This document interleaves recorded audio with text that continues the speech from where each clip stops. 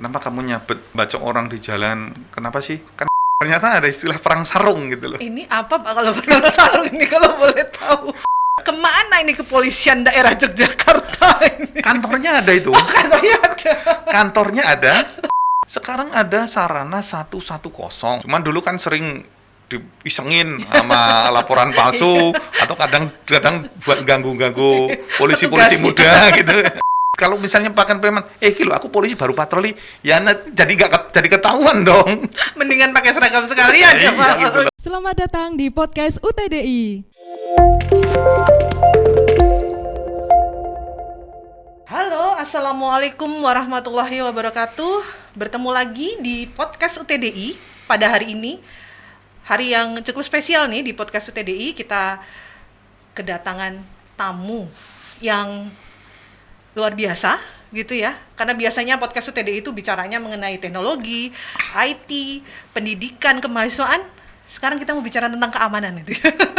Keamanan. Nah, keamanan yang mana nih yang akan kita bicarakan? Sudah datang bersama saya di sini, hadir di sini Kabid Humas Polda DIY, Bapak Kombes Pol Yulianto SIK MSc. Ini tadi saya yang tanya nih Pak, MSc-nya MSc apa ini Pak? Masternya ini tadi, master apa nih? Saya pernah kuliah di UGM untuk S2-nya di Magister Perdamaian dan Resolusi Konflik. Waduh, ini damai sekali nih berarti Pak Yulianto. Jangan pernah ada konflik di antara ya, kita. Iya, betul.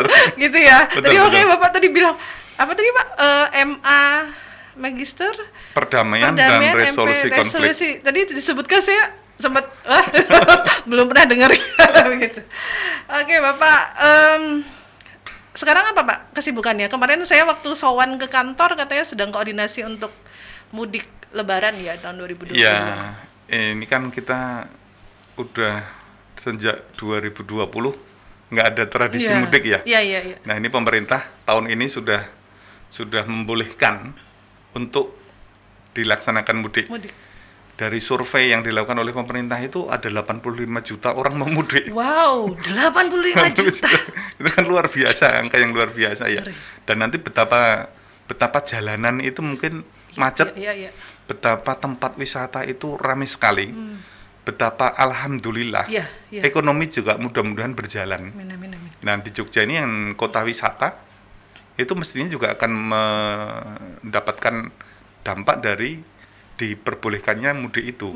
Tapi juga harus diingat bahwa untuk mudik ada syarat-syaratnya yang diberlakukan oleh pemerintah. Misalnya perjalanan mesti sudah vaksin 2 kali. Kalau misalnya baru 1 kali dia di perjalanan harus ada PCR dan lain sebagainya. Kemudian dalam perjalanan pada saat tanggal 28 atau 29 itu nanti ada pemberlakuan one way untuk di jalan tol, ganjil genap dan lain sebagainya. Juga mestinya masyarakat yang ingin mudik bisa mengupdate terus informasi itu supaya tidak ketinggalan, supaya tidak kaget, tidak kemudian aduh ini kok pemerintah menyusahkan gitu. Enggak gitu.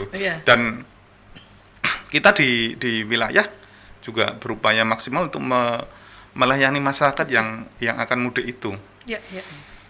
Ya, ini sudah 2 tahun ini kerinduannya kemudian terlepaskan di tahun ini, semoga lancar ya Pak ya. Betul. Ya mudah-mudahan aja, mudah-mudahan lancar, aman, lancar dan aman gitu. Nah, bicara aman nih Pak, bicara aman. Mau wisata harus aman ya kan Pak? Mau sekolah harus aman, mau tinggal juga harus aman. Kondisi keamanan di Jogja sekarang bagaimana Pak? Sebenarnya sih relatif aman ya, aman. Tidak ada gejolak yang apa namanya terlalu mengkhawatirkan. Angka kejahatan juga masih dalam taraf-taraf yang normal. Artinya kan memang sebenarnya kejahatan itu, tindak pidana itu kalau dikatakan sampai 0 gitu, itu omong kosong. Omong kosong karena dari sejarah, dari zaman Nabi Adam dulu sudah ada tindak pidana ya kan, ada pembunuhan. Nah, sampai sekarang juga masih ada. Dan ternyata ya memang masih ada orang-orang yang mungkin karena terpaksa harus melanggar aturan. Oh, berarti boleh ya Pak terpaksa Ya, itu? ya tidak, Oh, tidak boleh. Artinya mungkin ketika ditanya kenapa sih kamu melakukan kejahatan, kenapa sih kamu nyuri, kenapa sih kamu menipu? Ya Pak, mungkin karena saya terdesak, tidak punya uang, nah itu kan artinya kan terpaksa. Ya. Ya memang ada beberapa tindak pidana yang sebenarnya bukan karena terpaksa, tapi mungkin karena sistem yang mereka tidak pahami. Oke. Nah, ini beberapa waktu lalu nih Pak, ada kasus lagi nih Pak. Kejahatan jalanan, kalau kata polisi. Kalau kata orang-orang, kelitih gitu ya Pak ya. Saya kemarin juga sempat ada berbincang gitu ya. Sebenarnya ada beberapa orang yang tidak sepakat kalau istilahnya kelitih gitu Pak. Karena kan kelitih itu sebenarnya awalnya tidak mengandung hal yang negatif kan. Jadi orang hanya luntang-lantung berjalan tanpa tujuan gitu.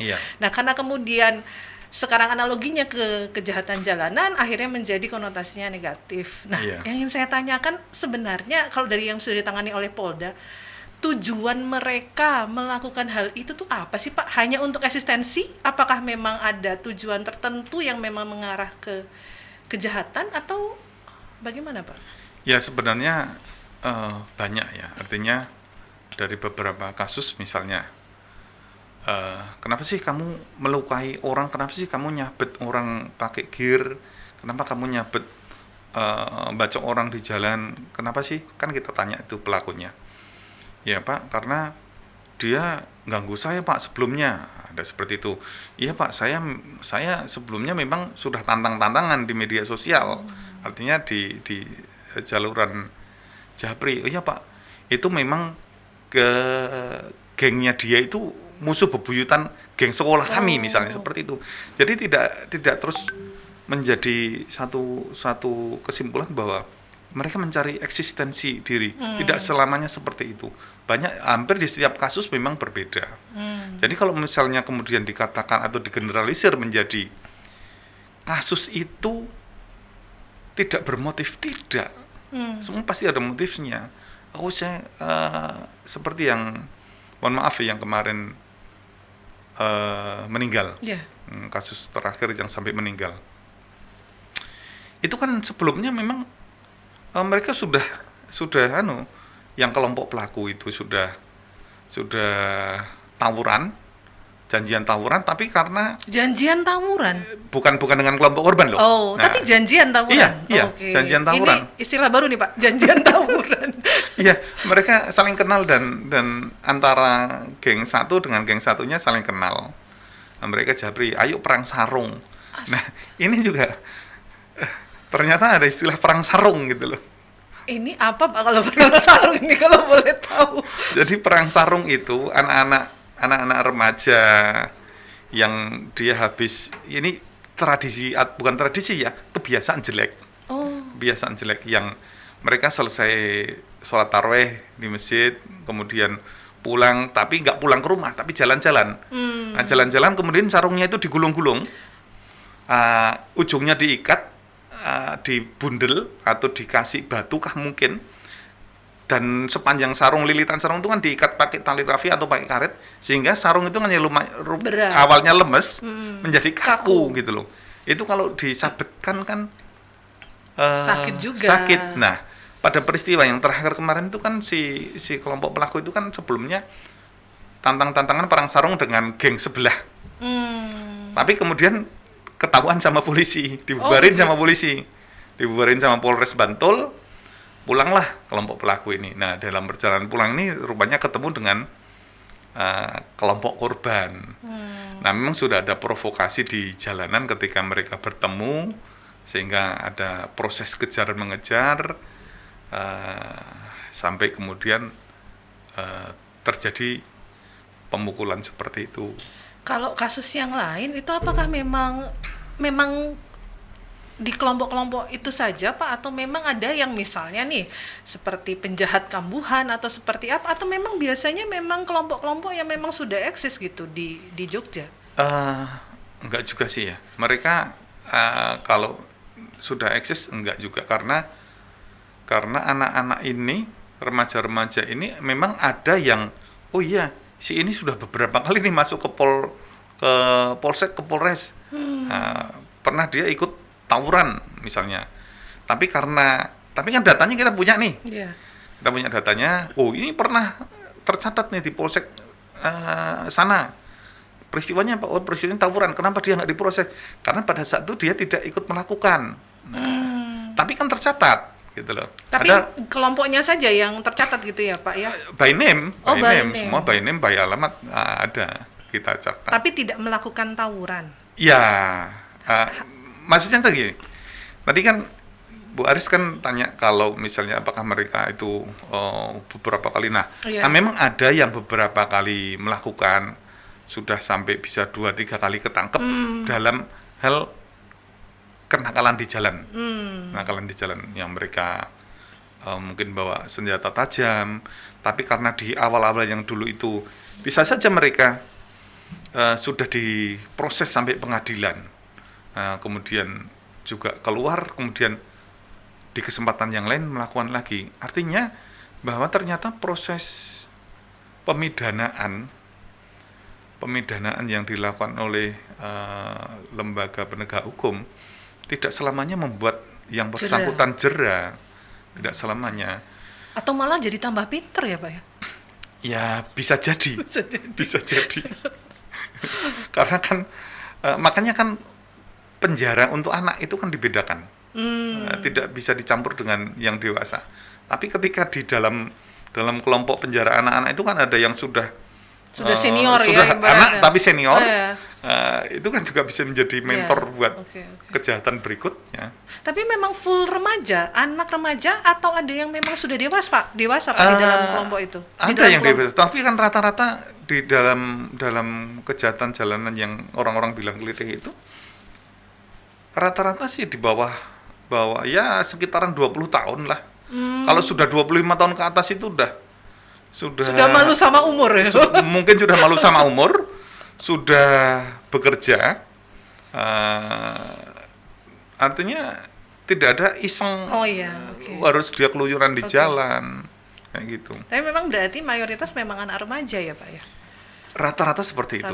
Yang kalau mohon maaf teman-teman masyarakat menyebutnya itu tadi. Ini kan sudah lama ya, Pak ya? Tahun 2000-an atau sudah mulai dari kapan ya, Pak? 90 kalau saya baca geng-gengnya mulai muncul. Terus kemudian dengan seiringnya waktu mulai tawuran terus kemudian mulai seperti ini, dan kayaknya tiap tahun kok kemungkinan tuh ada korban jiwa gitu loh, Pak. Ini kan ini kan yang sekarang pun juga basisnya geng sekolah. Kebanyakan basisnya adalah geng sekolah. Kalau tidak geng sekolah, dia secara mandiri gitu melakukan kejahatan jalanan itu karena punya masalah dengan korbannya. Karena punya masalah dengan korbannya. Artinya di situ bisa saja kalau nggak jadi korban ya jadi pelaku, kan gitu. Dia mau melakukan itu, kalau nggak jadi korban ya jadi pelaku, kan gitu.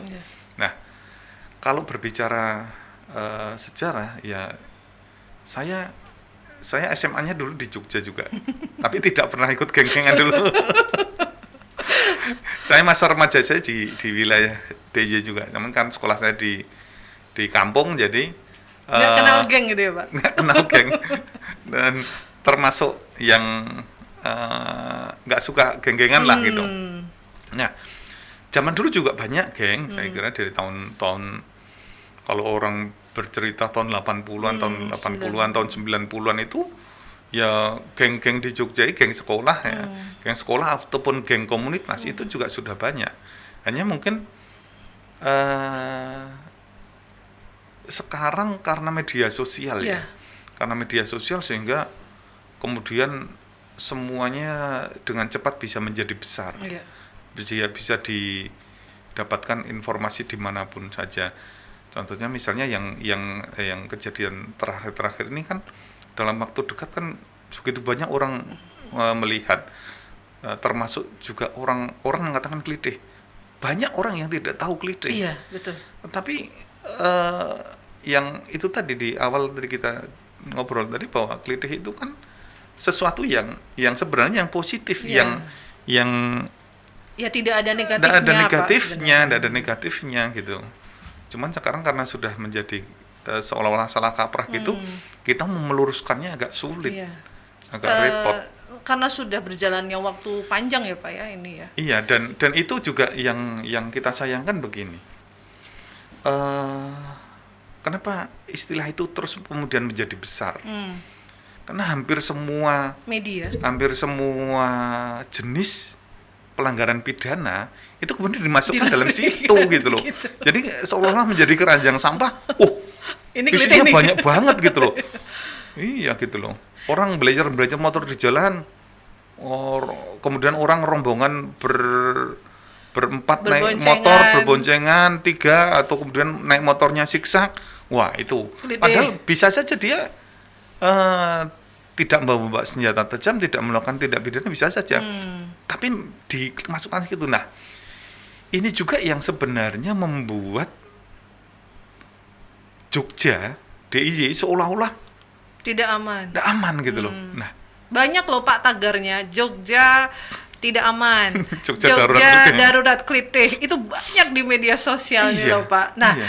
saya lagi mau jadi netizen nih Pak. Terus saya tanya nih, Ya. sama kayak pertanyaan netizen. Ya. Kemana ini kepolisian daerah Yogyakarta?